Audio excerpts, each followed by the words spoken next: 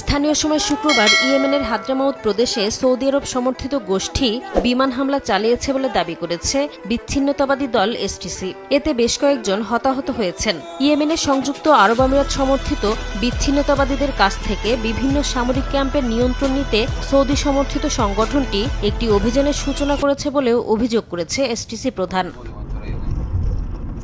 চলমান অভিযানে সমর্থন জানিয়ে এটাকে শান্তিপূর্ণ আখ্যা দিয়েছেন হাদ্রামাউত প্রদেশের গভর্নর সালেম আল খানবাসী। রাষ্ট্রীয় গণমাধ্যমে এক ভাষণে তিনি বলেন, উত্তেজনা বাড়াতে নয় বরং নিরাপত্তা রক্ষার্থে বিচ্ছিন্নতাবাদী দলটির অবকাঠামো লক্ষ্য করে অভিযান পরিচালনা করা হয়েছে। যদিও এর আগে গেল শুক্রবার একই প্রদেশে বিমান হামলা চালিয়েছিল সৌদি আরব।